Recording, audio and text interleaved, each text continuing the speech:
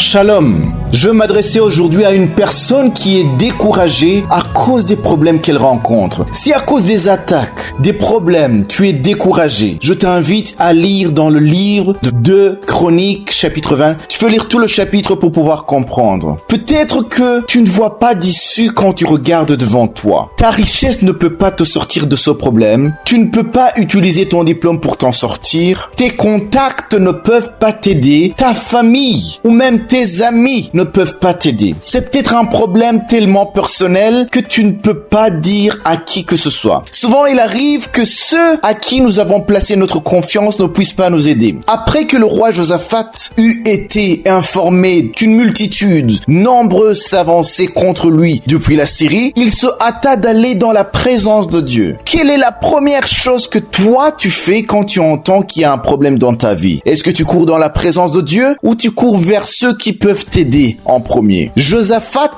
au lieu de commencer à organiser son armée, sans perdre de temps et à trouver des stratégies comment se défendre, il est allé dans la présence de Dieu, dans la prière. Au verset 6, tu peux voir comment il a prié. Bien que la menace planait encore sur lui, il pria encore en disant la grandeur de Dieu, sa puissance, en soulignant qu'il est le Dieu qui domine sur les royaumes. Vous pouvez lire plus loin, là où il est en train d'énumérer ce que Dieu avait fait dans le passé. Remarquez qu'il n'a pas insisté au début sur ce qu'il attaquait. Il ne s'est pas lamenté de ce qu'il était en sous-effectif par rapport à l'armée adverse. Parce qu'il y a plusieurs rois qui ont fait une coalition pour venir l'attaquer. Vous pouvez lire plus loin qu'il a énuméré ce que Dieu a fait pour le peuple d'Israël. Il a glorifié Dieu et souligné sa puissance. Satan veut que tu te décourages, que tu n'aies même plus la force de prier parce que tu es paralysé à cause du désespoir. Il veut que tu penses que même si tu pries, rien ne va changer. Tu commences même à te décourager peut-être d'aller prier le dimanche. Mais je veux t'exhorter et te dire que nous avons un Dieu dans les cieux qui agit. Prie comme Josaphat en disant à Dieu sa grandeur, en lui rendant grâce pour ce que tu possèdes déjà. Proclame ce qu'il a déjà fait pour toi dans le passé. Proclame son amour, sa miséricorde. Dis à Dieu que même si tu n'as rien à manger aujourd'hui, tu reconnais qu'il est Dieu. Même si tu n'es pas exaucé cette semaine, tu continueras à le louer. Même si tu n'es pas guéri aujourd'hui, tu élèveras quand même son nom. Dans 2 Chroniques chapitre 20, verset 17, il est écrit « Vous n'aurez point à combattre en cette affaire. Présentez-vous, tenez-vous là, et vous verrez la délivrance que l'Éternel vous accordera. Juda et Jérusalem, ne craignez point et ne vous effrayez point. Demain, sortez à leur rencontre et l'Éternel sera avec vous. » La raison pour laquelle nous perdons espoir, c'est parce que nous nous approprions les combats que nous rencontrons dans notre vie et on essaie de combattre charnellement, avec notre intelligence, avec ce que nous possédons, avec l'aide de ceux que nous estimons puissants, et on arrive à une limite humaine, matérielle, financière, là où personne ne peut nous aider. Mais si tu comprends que seul Dieu peut combattre certains combats pour toi, les combats que tu es en train de rencontrer aujourd'hui, les combats que tu es en train de faire face, tu passeras ton temps à rendre grâce à Dieu de ce qu'il est fidèle et combat pour ses enfants. Car rien n'est impossible devant lui. Lui qui appelle à l'existence ce qui n'existe pas. Il fera paraître ta délivrance. Il te montrera sa miséricorde et effacera tes larmes. Si tu crois en lui et si tu lui rends grâce, même dans les moments difficiles, tu verras sa puissance. Car rien n'est impossible à Dieu. Il y a des choses qu'il a fait dans le passé. Il t'a délivré. Il t'a exaucé. Même des choses auxquelles tu n'avais même pas pensé, auxquelles que tu croyais impossibles. Le même Dieu qui t'a délivré dans le passé, il est toujours le même aujourd'hui et il te délivrera encore une fois et tu élèveras encore son nom. Crois alors, ne tombe pas dans le piège du diable en te lamentant, en regardant les choses qui se passent, les choses qui sont bloquées, en regardant les blocages, mais lève les yeux et regarde seul Jésus-Christ parce que lui seul a la puissance, le pouvoir, la capacité de pouvoir te délivrer et personne d'autre ne peut le faire à sa place. Crois seulement et tu verras la gloire de Dieu.